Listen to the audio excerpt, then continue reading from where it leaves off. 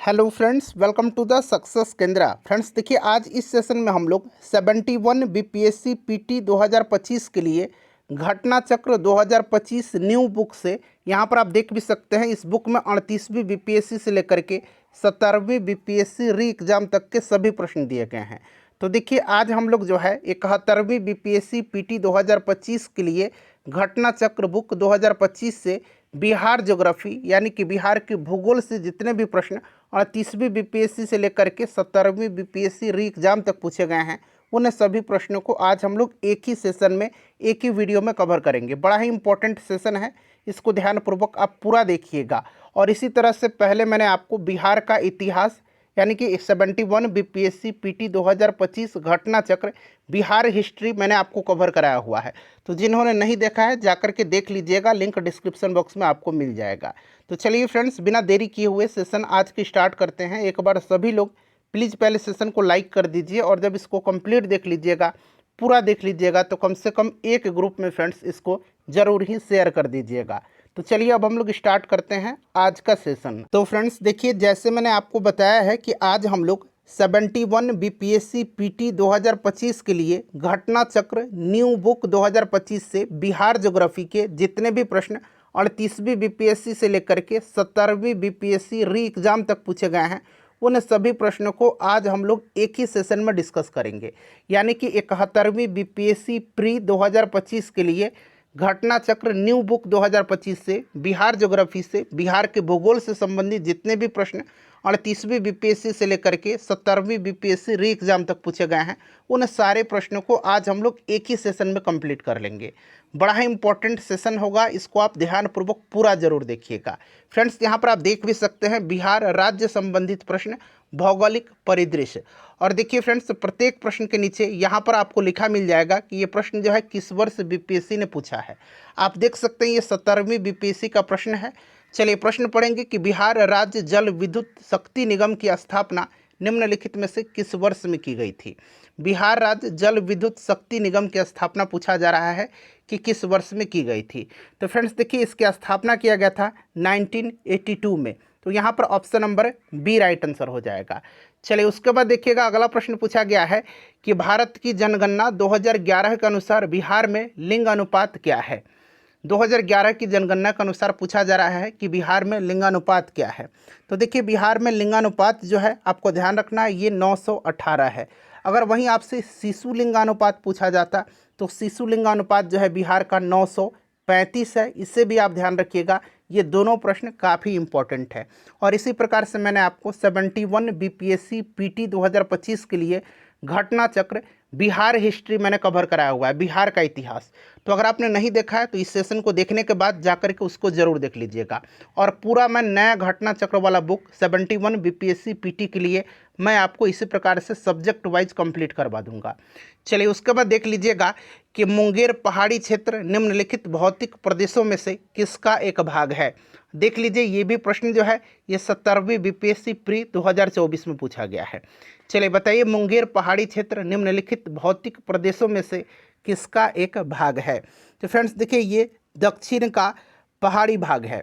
तो यहाँ पर आप देख सकते हैं दक्षिण का पहाड़ी भाग, ऑप्शन नंबर ए यहाँ पर राइट आंसर हो जाएगा। ठीक है, चलिए उसके बाद देखिए अगला प्रश्न है कि बिहार के किस जिले में लीची का उत्पादन सर्वाधिक होता है। अच्छा, बिहार के किस ज़िले में गेहूं का उत्पादन ज़्यादा होता है, बिहार के किस ज़िले में जो है गन्ना का उत्पादन ज़्यादा होता है, किस ज़िले में मखाना का उत्पादन ज़्यादा होता है, ये सब पिछली बार बड़ा पूछा गया था। ठीक है, तो सबसे पहले देखिएगा, लीची का उत्पादन आपको पता है कि ये मुजफ्फरपुर में होता है, और मुजफ्फरपुर का जो शाही लीची है उसको जीआई टैग भी दिया जा चुका है। ठीक है, अच्छा, लीची अनुसंधान केंद्र जो है ये मुजफ्फरपुर में है, ध्यान रखना आपको। ठीक है, चलिए, राष्ट्रीय लीची अनुसंधान केंद्र। उसके बाद नेक्स्ट क्वेश्चन कर लेंगे। अगला प्रश्न हमारा कि गंगा और गंडक नदियों के संगम पर आयोजित 1 महीने तक चलने वाले पशु मेले का नाम क्या है।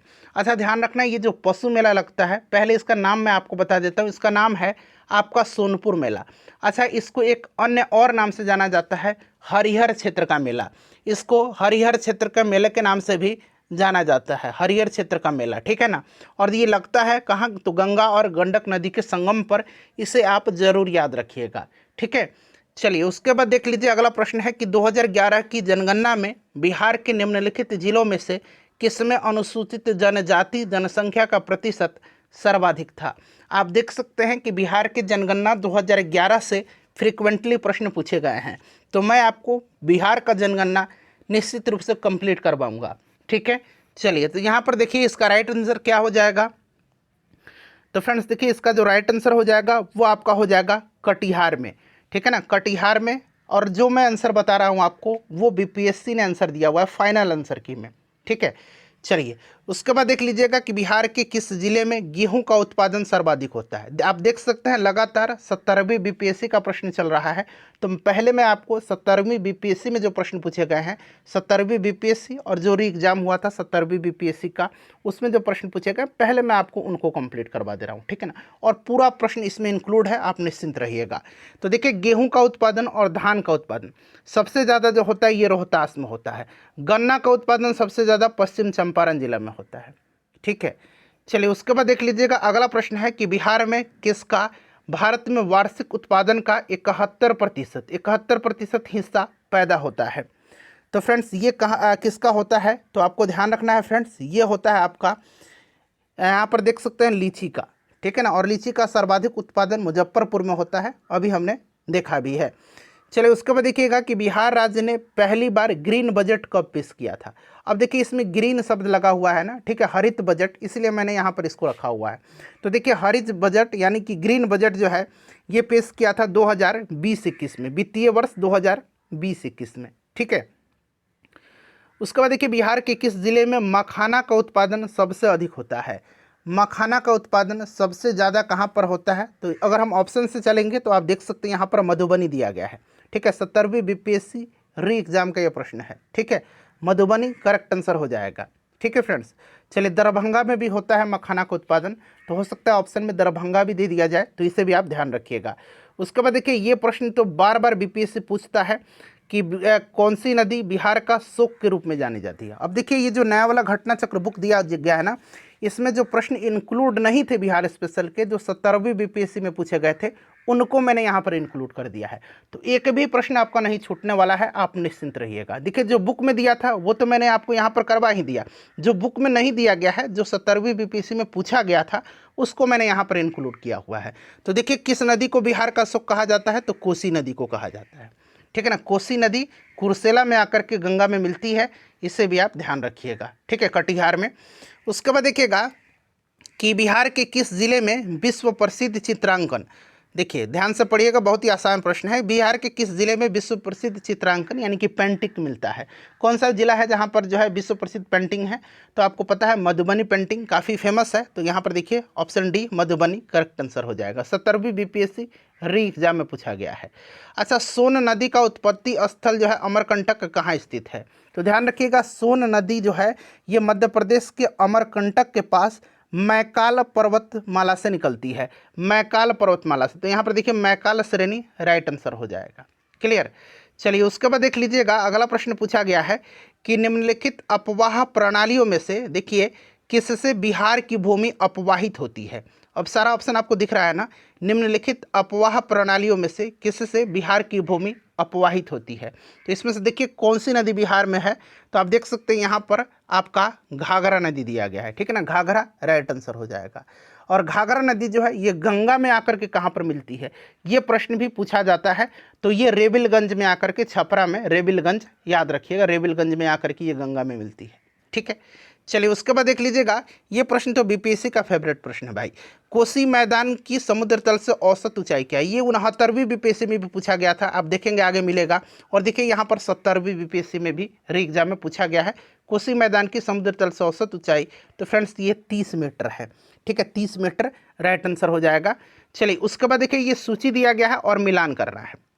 ठीक है, अब देखिएगा यहाँ पर मिलान करना है, तो देखिए वैशाली जो है, वैशाली ये आपका हो जाएगा इसमें से कौन सा, तो वैशाली हो जाएगा इसमें से आपका पुष्प उत्पादन। ठीक है, भागलपुर की बात करते हैं तो रेशमी वस्त्र में ठीक है ना, सिल्क सिटी बिहार का कहा जाता है इसको। उसके बाद देखिए जमुई की बात करते हैं तो जमुई आपका हो जाएगा यहाँ पर सोना के लिए, और मधेपुरा हो जाएगा रेल डाबा कारखाना के लिए। तो कोई दिक्कत यहाँ पर आपको नहीं होनी चाहिए, ठीक है, मैंने यहाँ पर मिलान कर दिया।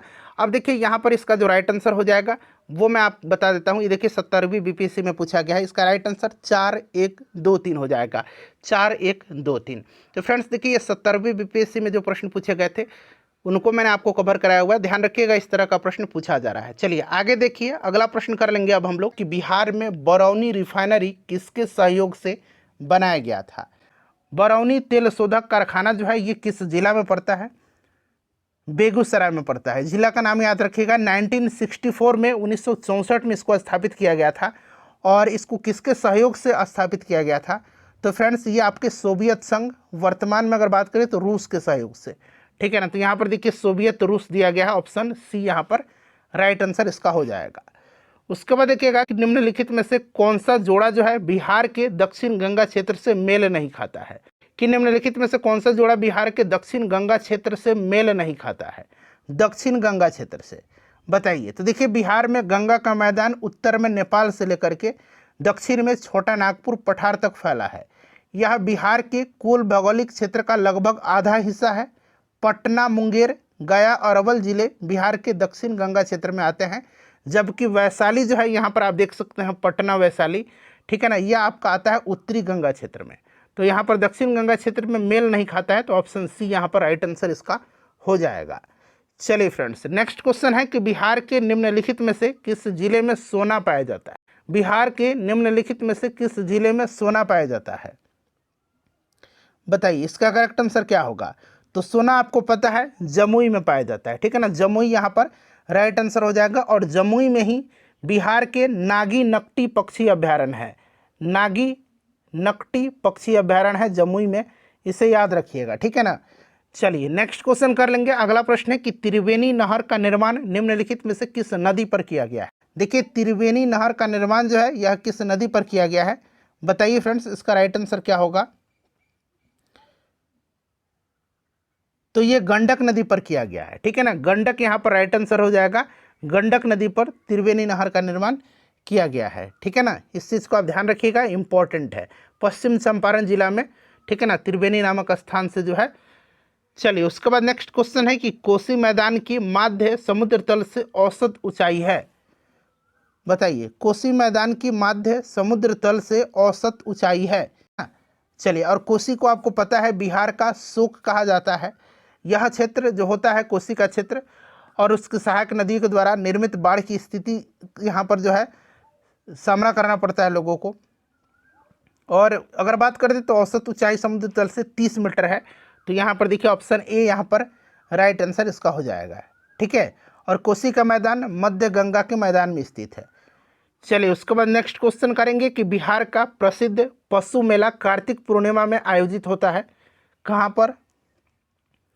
बिहार का प्रसिद्ध पशु मेला कार्तिक पूर्णिमा में आयोजित होता है, तो आप सभी को पता है सोनपुर में आयोजित होता है, और इसे एशिया का सबसे बड़ा पशु मेला भी माना जाता है, ठीक है। तो यहाँ पर देखिए सोनपुर राइट आंसर हो जाएगा।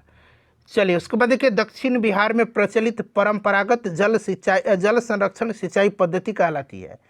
दक्षिण बिहार में कहाँ पर, दक्षिण बिहार में प्रचलित परंपरागत जल संरक्षण सिंचाई पद्धति क्या कहलाती है, तो फ्रेंड्स इसको कहा जाता है आहर पाइन, इसको कहा जाता है आहर पाइन, ठीक है।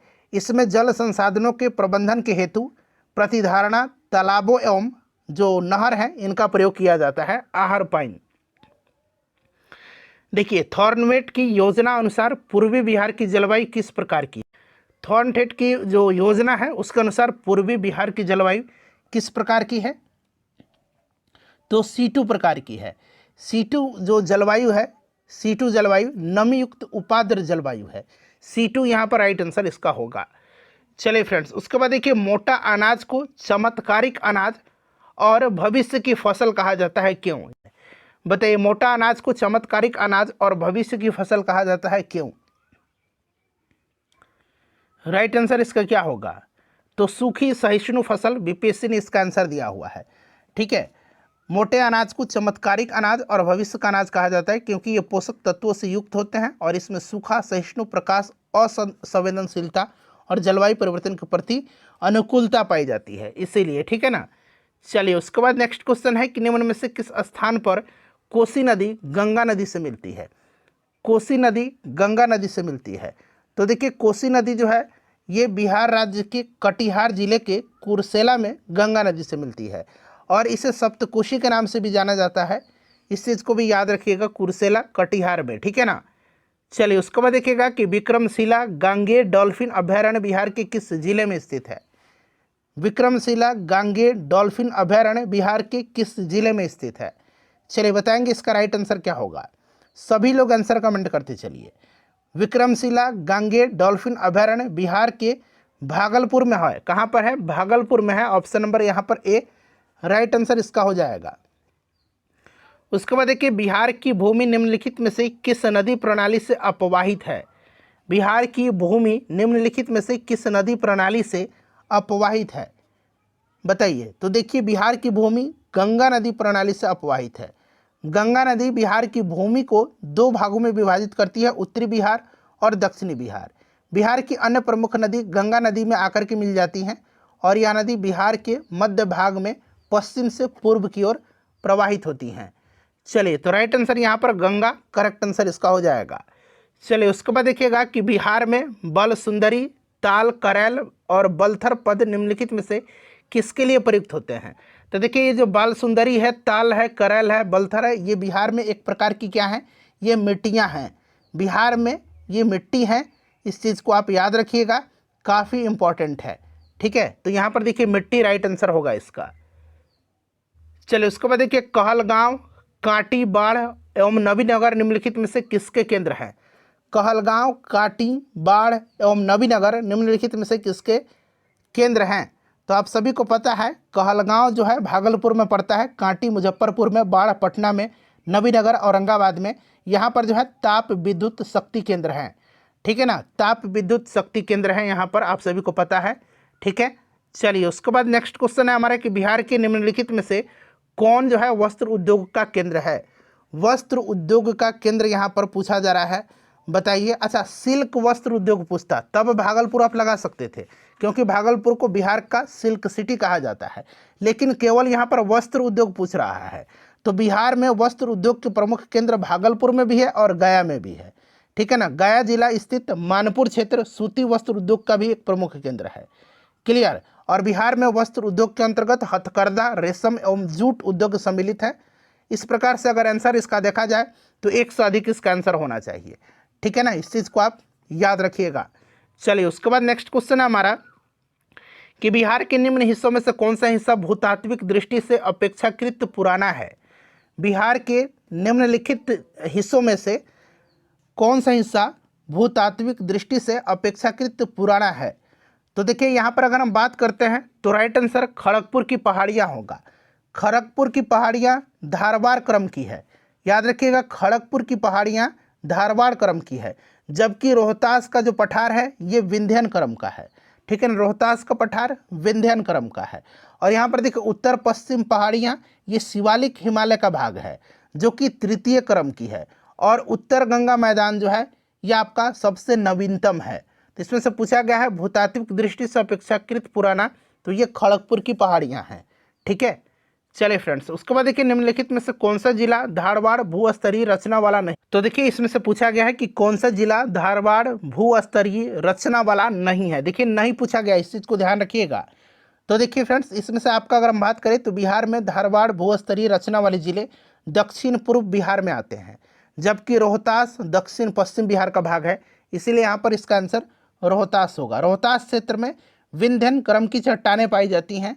ठीक है ना, अभी मैंने बताया था कि रोहतास का पठार जो है ये विंध्य क्रम की है। ठीक है। और इस क्षेत्र में विंध्यम क्रम की चट्टानें पाई जाती है। बिहार में विंध्यम क्रम की चट्टान कैमूर और सोन नदी घाटी रोहतास में पाई जाती हैं, इसलिए इसका आंसर ऑप्शन नंबर बी होगा। चलिए फ्रेंड्स उसके बाद देखिएगा कि बिहार के निम्नलिखित जिलों में से किस जिलों में ही पिडमेंट स्वैम्प मिट्टी पाई जाती है। तो बताइए बिहार के किस जिले में पिडमेंट स्वैम्प मिट्टी पाई जाती है। बताइए पिडमेंट स्वैम्प मिट्टी यानी कि पिडमेंट दलदली मिट्टी जो आपके पश्चिम चंपारण जिले के पश्चिमोत्तर भाग में पाई जाती है, और एक तराई मिट्टी है। बिहार में 3 प्रकार की मिट्टी है, पिडमेंट एक स्वैम्प मिट्टी, दलदली मिट्टी, तराई मिट्टी और गंगे जलोढ़ मिट्टी, ठीक है ना। तो ये आपका पिडमेंट स्वैम्प मिट्टी जो है ये आपके पश्चिम चंपारण में पाई जाती है, इस चीज़ को आप ध्यान रखिएगा। तराई मिट्टी जो नेपाल की सीमा के साथ उत्तरी भाग में पाई जाती है, और गंगे जलोढ़ मिट्टी बिहार का मैदान गंगेटिक जलोढ़ दोनों नए और साथ ही पुराने से आच्छादित है, ठीक है, खादर और बांगर से। देखिए ब्रह्मयोनी हिल्स जो है यह बिहार के किस जिला में है? तो मैंने कई बार आपको बताया था कि ब्रह्मयोनी हिल्स जो है ये बिहार में कहाँ पर है, तो ब्रह्मयोनी गया में है, ठीक है ना। प्रेतशिला, रामशिला, ये सारे हिल्स गया में हैं। तो यहाँ पर देखिए गया राइट आंसर हो जाएगा। डुंगेश्वरी भी गया में है, ठीक है। चलिए उसके बाद नेक्स्ट क्वेश्चन हमारा कि निम्नलिखित में से कौन सी नदी फतुहा के पास गंगा में मिलती है? निम्नलिखित में से कौन सी नदी जो है ये फतुहा के पास गंगा में मिलती है? तो फ्रेंड्स यह नदी जो है कौन सी नदी है? तो यह पुनपुन नदी है। पुनपुन नदी छोटा नागपुर पठार पलामू झारखंड से निकल करके बिहार के औरंगाबाद जिले में प्रवेश करती है और पटना जिले के फतुहा के समीप गंगा में मिल जाती है, ठीक है ना। तो यहाँ पर देखिए पुनपुन राइट आंसर इसका होगा। उसके बाद देखिए निम्नलिखित में से बिहार का कौन सा भू आकृतिक खंड झारखंड के साथ अपनी सीमा साझा नहीं करता है? बताइए, निम्नलिखित में से बिहार का कौन सा भू आकृतिक खंड झारखंड के साथ अपनी सीमा साझा नहीं करता है? तो देखिए बिहार का मिथिला का मैदान जो है यह भू आकृतिक खंड झारखंड के साथ अपनी सीमा साझा नहीं करता है, मिथिला मैदान। बाकी गंगा सोन विभाजन, अंग मैदान और मगध मैदान ये झारखंड के साथ अपनी सीमा साझा करते हैं, ठीक है ना। ये वाला मिथिला मैदान नहीं करता है। नेक्स्ट क्वेश्चन है कि गंगा नदी की दियारा भूमि का नामकरण निम्नलिखित में से किससे संबद्ध है? निम्नलिखित में से देखिए गंगा नदी की दियारा भूमि का नामकरण किससे संबद्ध है? तो फ्रेंड्स ये आपका दिया से संबद्ध है, ठीक है ना। दिया और दियारा भूमि का वह टुकड़ा है जो दशकों से रेत के जमाव के परिणाम स्वरूप गंगा नदी के बीच में बना हुआ है। दियारा शब्द दिया से लिया गया है जिसका अर्थ है मिट्टी की दीपिका। तो यहाँ पर दिया राइट आंसर होगा इसका। चलिए उसके बाद देखिए निम्नलिखित में से कौन सी वस्तु बिहार के भौगोलिक संकेतक यानी कि जीआई टैग के रूप में पंजीकृत नहीं है? तो बिहार में अगर हम बात करते हैं जीआई टैग में, तो बिहार में आपको पता है क्या क्या है, बताइए। कतरनी चावल है, यहाँ पर कटनी चावल है, कतरनी चावल, ठीक है ना, कतरनी चावल भी याद रखिएगा। जर्दालू आम भी है, मुगा रेशम भी है, मगही पान है, सिलाव खाजा है, शाही लीची है, मिथिला मखाना है, मिर्चा चावल है जो अभी रिसेंटली पश्चिम चंपारण के मिर्चा चावल को दिया गया है, ये सब हैं, ठीक है ना, याद रखिएगा। तो यहाँ पर देखिए एक से अधिक नहीं पूछा गया क्योंकि ये सारे के सारे हैं, इसीलिए इनमें से कोई नहीं यहाँ पर राइट आंसर होगा, इनमें से कोई नहीं, ठीक है ना। चलिए उसके बाद देखिएगा कि बिहार में गंगा नदी में मिलने वाली सोन नदी का उद्गम स्थल है। ये प्रश्न अभी इस बार भी पूछा गया है 1 to 5 टीचर एग्जाम में कि सोन नदी का उद्गम स्थल कहाँ पर है, ठीक है ना। और ऑप्शन में आपको अमरकंटक की पहाड़ी दिया गया था। देखिए सोन नदी छत्तीसगढ़ में अमरकंटक पहाड़ी के समीप से निकलती है और यह बिहार के पटना के समीप गंगा नदी में मिल जाती है, ठीक है ना। इस चीज़ को आप याद रखिएगा। तो अमरकंटक यहाँ पर राइट आंसर होगा।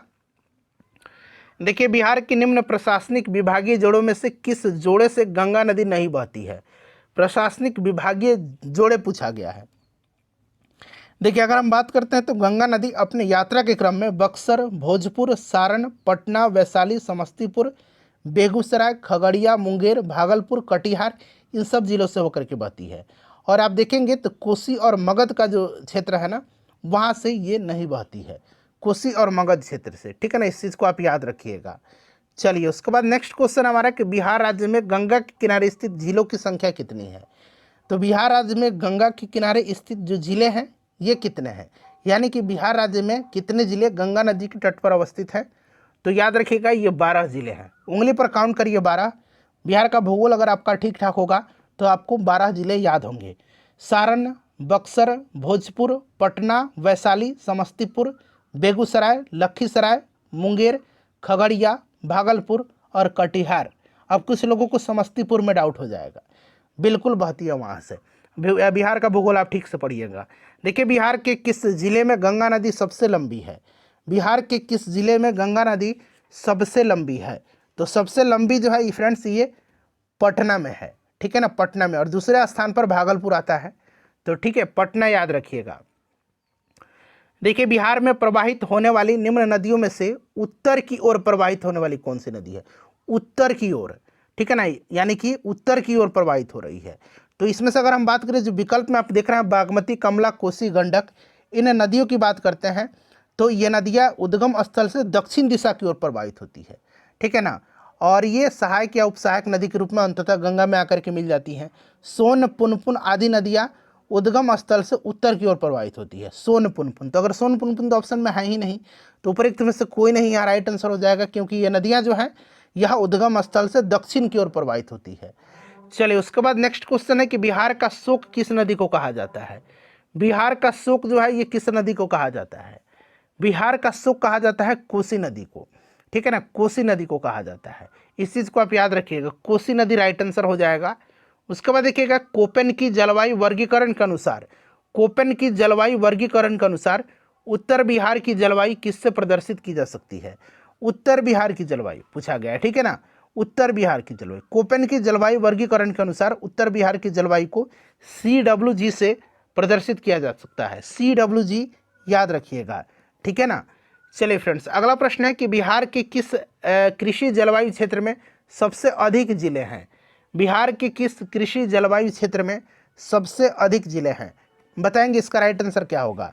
तो देखिए बिहार कृषि जलवायु क्षेत्र 4 में आता है। बिहार जो है कृषि जलवायु क्षेत्र 4 में आता है। मध्य गंगा का मैदानी क्षेत्र कहा जाता है इसको। और यहाँ पर अगर हम बात करते हैं तो आपको याद होगा कि बिहार की किस कृषि जलवायु क्षेत्र में सबसे अधिक जिले हैं? तो फ्रेंड्स ये आपके उत्तर पश्चिम जलवायु क्षेत्र है, ठीक है ना, उत्तर पश्चिम जलवायु क्षेत्र है।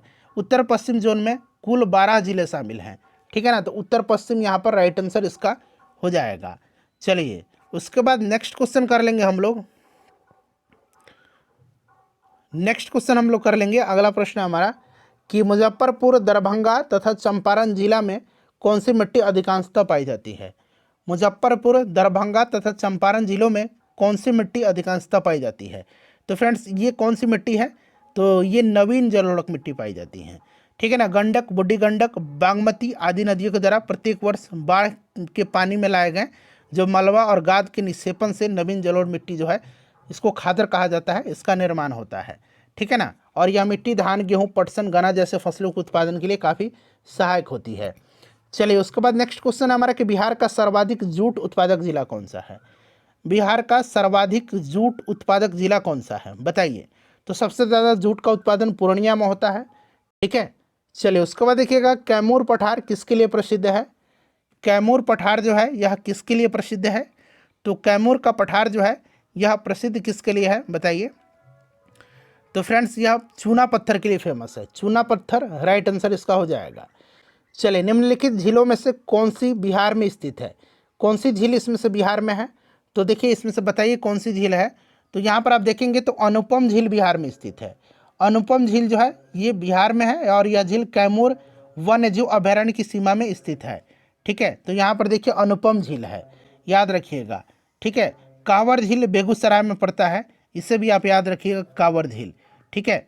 चलिए फ्रेंड्स सांबर झील जो है ये राजस्थान में है, ठीक है। सुखना चंडीगढ़ में है और कामा झील जो है ये हरियाणा में है। निम्नलिखित में से कौन सा जिला सबसे अधिक घने पतझड़ वाले वन क्षेत्र से घिरा है? निम्नलिखित में से कौन सा जिला देखिए सबसे अधिक घने पतझड़ वाले वन क्षेत्र से घिरा है? तो यह जिला कौन है? पश्चिम चंपारण यहाँ पर राइट आंसर इसका हो जाएगा, पश्चिम चंपारण करेक्ट आंसर हो जाएगा।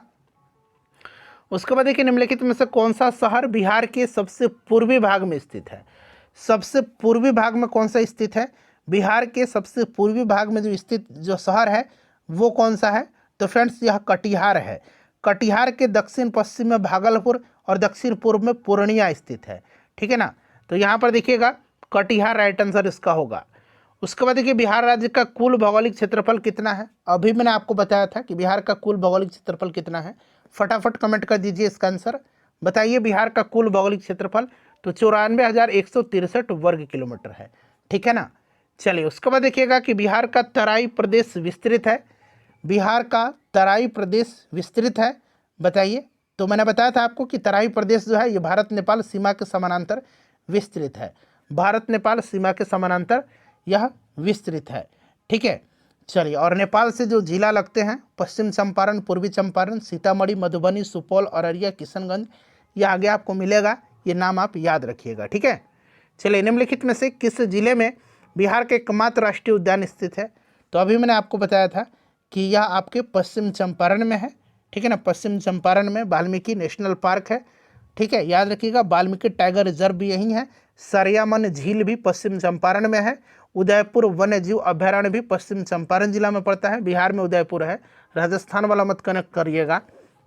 चलिए, उसके बाद देखिए, निम्नलिखित में से कौन सा वन्य जीव अभ्यारण्य बिहार के मुंगेर जिला में है? बिहार के मुंगेर जिला में जो है कौन सा वन्य जीव अभ्यारण्य है? तो मुंगेर जिला में आप सभी को पता है कि भीम बांध वन्य जीव अभ्यारण्य है। भीम बांध वन्य जीव अभ्यारण्य है। ठीक है ना, भीम बांध है।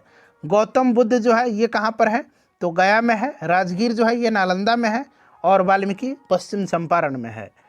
चलिए, जुलाई 2018 तक, देखिए जुलाई 2018 तक जो है पटना जिला बिहार के कितने जिलों से सीमाबद्ध था? यह प्रश्न पूछा जा सकता है कि पटना जिला कितने जिलों से सीमाबद्ध है, तो इस चीज़ को आप याद रखिएगा। बताइए राइट आंसर क्या हो जाएगा? तो देखिए, पटना जिले की जो सीमा है ये 9 जिलों से लगती है। कितने जिलों से? तो 9 जिलों से। कौन कौन से जिला हैं? तो उंगली पर काउंट कर लीजिए। भोजपुर, सारण, वैशाली, समस्तीपुर, बेगूसराय, लखीसराय, नालंदा, जहानाबाद और अरवल जिला से। तो ऑप्शन नंबर यहाँ पर सी राइट आंसर हो जाएगा। उसके बाद देखिए, खनिज और जिले के निम्न जोड़ों में से कौन सा जोड़ा सही है? खनिज और जिले के निम्न जोड़ों में से कौन सा जोड़ा जो है यहाँ पर आपको सही दिख रहा है? बताइए राइट आंसर इसका क्या होगा? सभी लोग आंसर कमेंट करिए, बताइए इसका करेक्ट आंसर क्या हो जाएगा? सभी लोग आंसर इसका कमेंट करिएगा। बताइए फ्रेंड्स, इसका राइट आंसर क्या हो जाएगा? तो यहाँ पर आप देखेंगे तो लाइम स्टोन कैमूर, यह आपका बिल्कुल करेक्ट दिया गया है। लाइम स्टोन कैमूर बिल्कुल करेक्ट दिया गया है। ठीक है ना, तो ऑप्शन नंबर यहाँ पर ए राइट आंसर इसका हो जाएगा। ठीक है ना। माइका नवादा जिला में, क्वार्टजाइट लखीसराय, मुंगेर और नालंदा जिले में, और लेड जिंक जो है ये बांका और रोहतास जिले में लेड जिंक पाया जाता है। ये वाला जो है मिलान सही है। चलिए, बिहार के किस जिले में अबरह का भंडार है? बिहार के किस जिले में अबरह का भंडार है? बताइए, अबरह का भंडार जो है ये बिहार के किस जिले में है? तो फ्रेंड्स देखिए, इंडियन मिनरल्स ईयरबुक 2019 के अनुसार बिहार के नवादा जिला में अबरह का भंडार है। नवादा में है। तो यहाँ पर देखिए, नवादा तो ऑप्शन में दिया ही नहीं गया है। ठीक है ना। चलिए, उसके बाद नेक्स्ट क्वेश्चन है कि उद्योग और स्थान के निम्न जोड़ों में से कौन सा जोड़ा सही नहीं है? सही नहीं पूछा गया है। तो यहाँ पर देखिएगा, इसमें से सही जो नहीं है ये आपका देखिए रेल डिब्बा और अभियांत्रिकी भागलपुर। ठीक है ना, ये वाला आपका सही नहीं दिया गया है। ठीक है ना, रेल डिब्बा और अभियांत्रिकी उद्योग मुजफ्फरपुर और मोकामा में स्थित है। ठीक है ना। बाकी देखिए, oil refinery Barauni, cement Banjari और फर्टिलाइजर भराही, ये सब सही हैं, ये वाला सही नहीं है। बिहार की सीमा से लगने वाले भारत के राज्यों की संख्या कितनी है? राज्यों की संख्या पूछा रहा है। तो राज्य कौन कौन से हैं बिहार से लगने वाले? तो उत्तर प्रदेश, पश्चिम बंगाल और झारखंड है। 3 राज्य हैं। तो ऑप्शन में 3 होना चाहिए था, क्योंकि ये बहुत पहले का प्रश्न है। ठीक है ना, तो 3 यहाँ पर राइट आंसर इसका होगा। ठीक है ना, ध्यान रखिएगा। चलिए, उसके बाद नेक्स्ट क्वेश्चन कर लेंगे हम लोग। अगला प्रश्न है हमारा कि निम्नलिखित नदियों में से कौन बिहार में गंगा में मिलती हैं? निम्नलिखित नदियों में से कौन जो है बिहार में गंगा से मिलती है? तो बिहार में गंगा से ये सारी की सारी नदियाँ मिलती हैं। गंडक, सोन, घाघरा, पुनपुन, ये सब आकर के गंगा में ही मिलती हैं। ठीक है, तो इस चीज़ को आप याद रखिएगा फ्रेंड्स, इम्पॉर्टेंट है। ठीक है। चलिए, उसके बाद नेक्स्ट पुनपुन मैंने बताया था कि फतुआ में आकर के गंगा नदी में मिलती है। ठीक है। सोन पटना के निकट आकर के मिल जाती है। उसके बाद घाघरा नदी जो है ये सारण में रिविलगंज, घाघरा, सरयू, ये आकर के मिलती हैं। ठीक है। चलिए, तो 1 2 3 4 राइट आंसर हो जाएगा। उसके बाद देखिए, बिहार का पहला रामसर स्थल कौन सा है? बिहार का पहला जो रामसर स्थल है ये आपको पता है, ये कांवर झील है, और यह कांवर झील बेगूसराय जिले में पड़ता है। इस चीज़ को आप याद रखिएगा। तो यहाँ पर देखिए कांवर झील राइट आंसर हो जाएगा। बिहार के किस जिले में सबसे अधिक सोने का भंडार मिला है? सबसे अधिक सोने का भंडार जो है ये बिहार के किस जिले में मिला है? तो ये जमुई में मिला है ना, जमुई यहाँ पर राइट आंसर हो जाएगा। देखिए, रिसेंटली ही यह प्रश्न 2022 में ही प्रश्न पूछा गया है। अगला प्रश्न है हमारा कि बिहार के किस जिले में तेलहर कुंड जलप्रपात है? तेलहर कुंड जलप्रपात।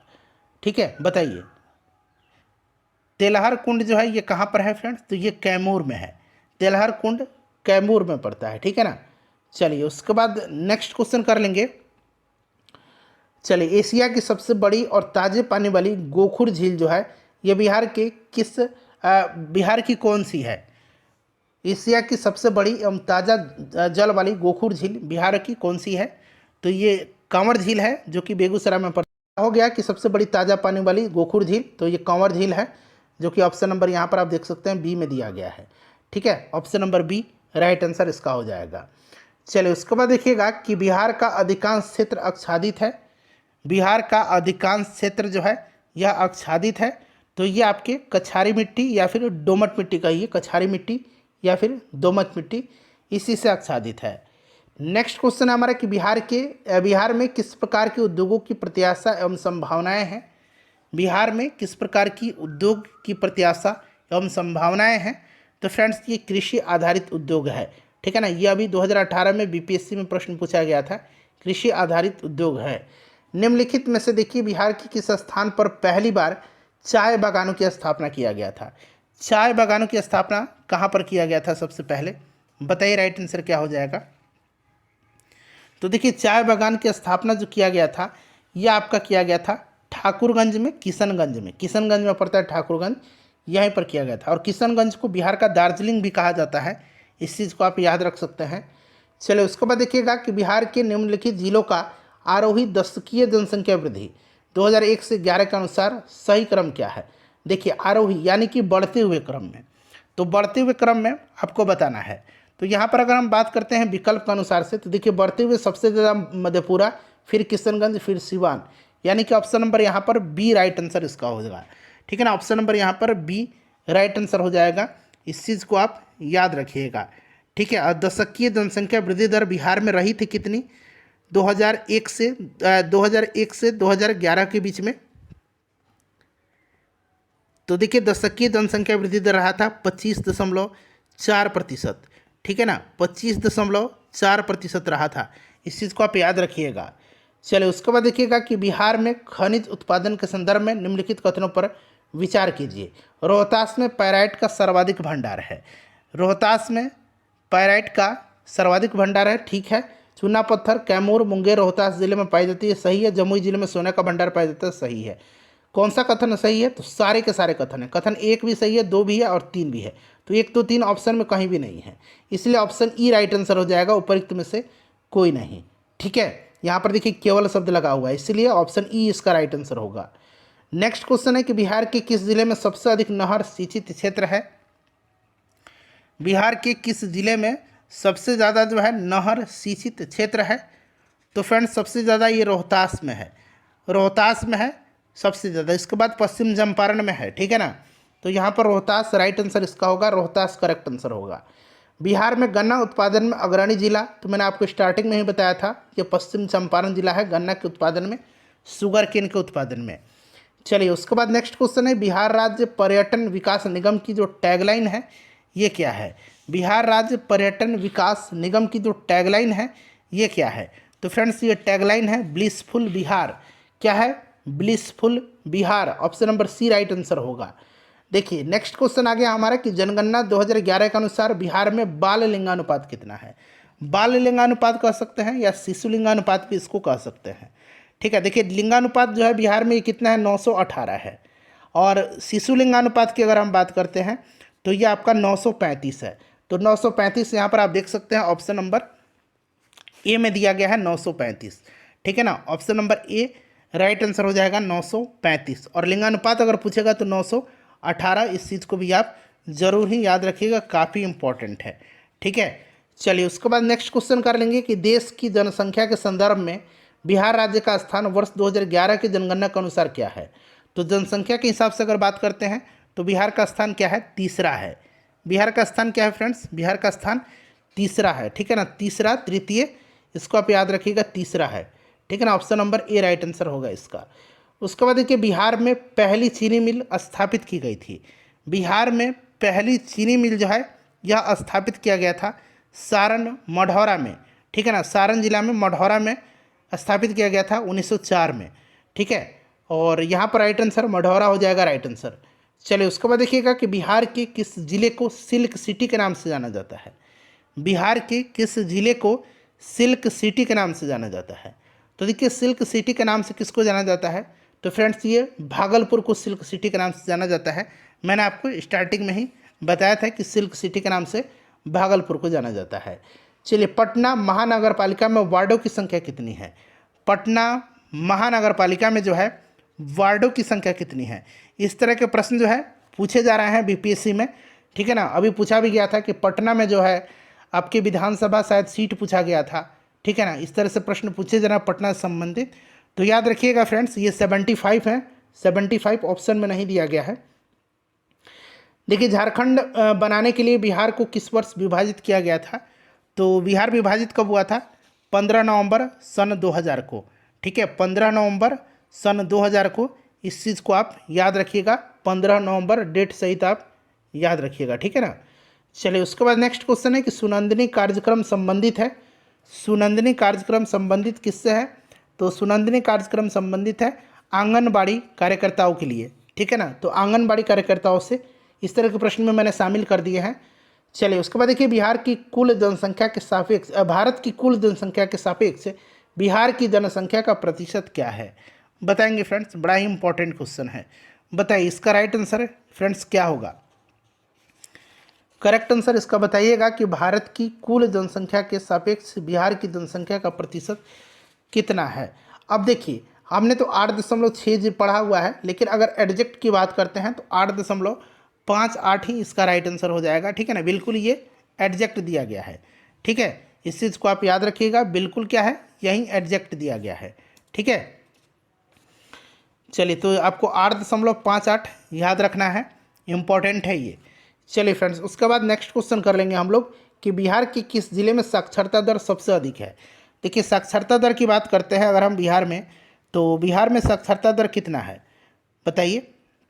तो साक्षरता दर सबसे पहले जान लीजिए, बिहार में 61.8% है, और इसमें से पुरुष साक्षरता दर 71.2% है, और महिला साक्षरता दर 51.5% है, ठीक है ना। इस चीज़ को आप याद रखिएगा। और सबसे ज़्यादा जो साक्षर जिला है बिहार का, वो कौन सा है? तो सबसे ज़्यादा जो साक्षर जिला है फ्रेंड्स, सर्वाधिक साक्षरता जो है ये रोहतास में है, और रोहतास में लगभग 73.4% है रोहतास में, ठीक है। तो यहाँ पर तो कोई भी ऑप्शन सही नहीं है, ठीक है ना, क्योंकि यहाँ पर 70 दिया गया है, आसपास 73.4 के अप्रॉक्स में है। इस तरह से इसको आप ध्यान रखिएगा। सबसे कम पूर्णिया में साक्षरता दर है। सबसे देखिए, साक्षरता दर सबसे ज़्यादा रोहतास में, पुरुष साक्षरता भी रोहतास में, महिला साक्षरता भी रोहतास में। अब बात करते हैं न्यूनतम साक्षरता पूर्णिया में। सबसे न्यूनतम पुरुष साक्षरता पूर्णिया में, और सबसे न्यूनतम महिला साक्षरता सहरसा में। इस चीज़ को आप ध्यान रखिएगा। देखिए, भारत के राज्यों में निम्नतम साक्षरता दर 2011 की जनगणना की दृष्टि से बिहार का स्थान, तो सबसे ज़्यादा साक्षर केरल था और सबसे कम बिहार है, ठीक है ना। तो यहाँ पर आपका नीचे से पहला जो होगा ये इसका राइट आंसर हो जाएगा, ठीक है। चलिए, उसके बाद अगला प्रश्न हमारा कि बिहार की जनगणना 2011 के अनुसार बिहार में महिला साक्षरता दर कितना है? तो अभी मैंने बताया था 51.5%, जो कि आप देख सकते हैं ऑप्शन नंबर यहाँ पर डी में दिया गया है, ठीक है ना। 51.5% महिला साक्षरता दर है, और पुरुष साक्षरता दर 71.2%, ठीक है। ओवरऑल साक्षरता दर 61.8%। ये सब आप यहाँ पर देखिए दिया भी गया है सब, ठीक है। चलिए, उसके बाद देखिएगा 2011 की जनगणना के अनुसार बिहार की किस जिले में सर्वोच्च घनी आबादी, यानी कि प्रति वर्ग किलोमीटर दर्ज की गई है, यानी कि आप कह सकते हैं कि जनसंख्या का घनत्व तो पूछा जा रहा है। तो सबसे ज़्यादा जो अगर हम बात करते हैं जन घनत्व वाला, तो ये शिवहर है। शिवहर में कितना घनत्व है? तो इसको याद रखिएगा, 1880 है। 1880 सबसे ज़्यादा, और सबसे कम कहाँ पर है? तो कैमूर में है, मात्र 488, ठीक है। ये सब मैं आपको 2011 की जनगणना के अनुसार बता रहा हूँ, ठीक है ना। इस चीज़ को आप याद रखिएगा, काफ़ी इंपॉर्टेंट क्वेश्चन है ये। चलिए फ्रेंड्स, उसके बाद नेक्स्ट क्वेश्चन कर लेंगे कि भारतीय जनगणना 2011 के अनुसार बिहार राज्य में लिंगानुपात क्या है। तो मैंने आपको लिंगानुपात बताया था कि लिंगानुपात कितना है। लिंगानुपात मैंने आपको बताया था। बताइए राइट आंसर इसका क्या होगा, फटाफट सभी लोग बताइए। तो लिंगानुपात मैंने आपको बताया था कि कितना है, 918 है, और शिशु लिंगानुपात 935 शायद बताया था ना। शिशु लिंगानुपात कितना है? तो शिशु लिंगानुपात 935 है, और 918 आपका लिंगानुपात है, ठीक है। इस चीज़ को आप याद रखिएगा। सबसे ज़्यादा अगर हम बात करते हैं लिंगानुपात कहाँ पर है, तो सबसे ज़्यादा गोपालगंज का है, 1021 है, और सबसे कम कहाँ का है? तो सबसे कम मुंगेर का है, 876, ठीक है ना। चलिए फ्रेंड्स, उसके बाद देखिए 2011 की जनगणना के अनुसार बिहार के किस जिले में सर्वोच्च लिंगानुपात दर्ज किया गया है? तो अभी मैंने आपको बता ही दिया था, कहाँ पर? गोपालगंज में 1021, ठीक है ना। और सबसे कम कहाँ पर? तो मुंगेर में कितना? 876। चलिए उसके बाद नेक्स्ट क्वेश्चन है कि 2011 की जनगणना के अनुसार बिहार के किस जिले में पुरुषों से ज़्यादा महिलाएं हैं, यानी कि सर्वाधिक सर्वोच्च लिंगानुपात? तो ये गोपालगंज ही तो है, ठीक है, सर्वाधिक लिंगानुपात। चलिए उसके बाद देखिए 2001 से 11 के दशक में निम्नलिखित जिलों में से किस में सबसे अधिक जनसंख्या की वृद्धि दर्ज की गई है? सबसे ज़्यादा जनसंख्या की वृद्धि कहाँ पर दर्ज की गई है, बताइए। राइट आंसर इसका क्या होगा? सभी लोग आंसर कमेंट करिए फ्रेंड्स, इसका करेक्ट आंसर क्या होगा? तो फ्रेंड्स ये किया गया किशनगंज में, ठीक है ना। निम्नलिखित में से बात करा इसमें से, तो इसमें से अगर हम बात करते हैं तो किशनगंज यहाँ पर राइट आंसर हो जाएगा, किशनगंज में, ठीक है ना। चलिए उसके बाद बात करते हैं कि बिहार के निम्नलिखित जिलों में से, देखिए बिहार के निम्नलिखित जिलों में से जो है कौन सा जिला नेपाल के साथ सीमा साझा नहीं करता है, ठीक है, बताइए। तो यहाँ पर आप देखेंगे कि निम्नलिखित में से कौन सा जिला नेपाल के साथ सीमा साझा नहीं करता है? तो फ्रेंड्स ये पूर्णिया है नेपाल के साथ। देखिए बिहार के 7 जिले लगते हैं, सीतामढ़ी, किशनगंज, अररिया, सुपौल, मधुबनी, पूर्वी चंपारण, पश्चिम चंपारण, ठीक है ना, इसको आप याद रखिएगा। चलिए उसके बाद देखिएगा कि निम्नलिखित में से कौन सा भारत के लिए राज्य में मौजूद एकमात्र यूनेस्को विश्व धरोहर स्थल है? तो नहीं, एकमात्र नहीं है, 2 विश्व धरोहर स्थल हैं, ठीक है ना। एक आपका कौन सा हो जाएगा? नालंदा महाविहार हो जाएगा, जिसको 2016 में जो है इसको नालंदा को जो है आपका विश्व धरोहर यूनेस्को के स्थल में सूचित किया गया था, और महाबोधि विहार या महाबोधि मंदिर को 2002 में। तो यहाँ पर देखिए महाबोधि विहार को 2002 में, और नालंदा यहाँ पर देखिए इसको दिया गया था 2016 में, ठीक है। तो राइट आंसर यहाँ पर ऑप्शन नंबर ई हो जाएगा, ठीक है। चलिए उसके बाद देखिएगा कि बाढ़ सुपर थर्मल पावर स्टेशन जो है ये किस राज्य में है? तो बाढ़ जो है ये आपको पता है ना कि ये बिहार में पड़ता है, और बिहार में ये पटना में पड़ेगा, ठीक है ना। तो पटना बिहार राइट आंसर इसका हो जाएगा। देखिए बिहार में ऑपरेशन प्रहार किससे संबंधित है? ऑपरेशन प्रहार जो है ये संबंधित किससे है? तो ऑपरेशन प्रहार जो है ये शराबबंदी से संबंधित है, ठीक है ना, शराबबंदी से संबंधित है ऑपरेशन प्रहार। चलिए उसके बाद नेक्स्ट क्वेश्चन करेंगे कि हाल ही में बिहार में किस स्थान पर उत्तर भारत का पहला बर्ड रिंगिंग स्टेशन खोला गया? क्योंकि ये उत्तर भारत का पहला बर्ड रिंगिंग स्टेशन है, इसीलिए इम्पोर्टेंट है। तो कहाँ पर ये खोला गया था? तो ये फ्रेंड्स ये भागलपुर में खोला गया, ठीक है ना, भागलपुर में खोला गया, इसको आप याद रखिएगा, भागलपुर राइट आंसर हो जाएगा इसका। उसके बाद देखिएगा कि किसने बिहार में गिद्ध संरक्षण योजना शुरू की है? निम्न में से किसने बिहार में गिद्ध संरक्षण योजना शुरू की है? तो गिद्ध संरक्षण योजना शुरू किया गया है वाल्मीकि टाइगर रिजर्व में, ठीक है ना, वाल्मीकि टाइगर रिजर्व जो कि कहाँ पर है? पश्चिम चंपारण में है, ठीक है। चलिए कांवर लेक बर्ड सेंचुरी कहाँ पर है? बेगूसराय में है। चलिए उसके बाद देखिए विश्व का सबसे ऊंचा कहा जाने वाला विश्व शांति स्तूप बिहार में कहाँ स्थित है? तो विश्व शांति स्तूप जो है ये बिहार में कहाँ पर स्थित है, बताइए। तो ये राजगीर में है। उसके बाद देखिएगा कि माता सीता की जो है विश्व की सबसे लंबी मूर्ति 251 मीटर का निर्माण बिहार के किस जिले में किया जाएगा? तो ये कहाँ पर किया गया? तो सीतामढ़ी में, ठीक है ना। चलिए उसके बाद देखिएगा कि नौ नालंदा महाविहार जो ये किसके लिए विख्यात है? नौ नालंदा महाविहार जो है ये किसके लिए फेमस है?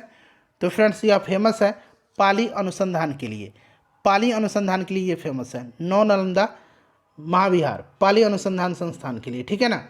चलिए उसके बाद देखिएगा कि बिहार के उद्योगों का कमिश्नरी दफ्तर कहाँ पर है? तो बिहार में उद्योगों का जो कमिश्नरी दफ्तर है ये कहाँ पर है? तो कमिश्नरी कार्यालय जो है ये पटना में स्थित है, पटना राइट आंसर हो जाएगा। तो फ्रेंड्स देखिए बिहार से के भूगोल से संबंधित, बिहार ज्योग्राफी से संबंधित जितने भी प्रश्न अब तक पूछे गए थे मैंने कवर कर दिया। एक बार सभी लोग सेशन को लाइक कर दीजिए, और इसका लिंक एक ग्रुप में फ्रेंड्स प्लीज़ शेयर कर दीजिए।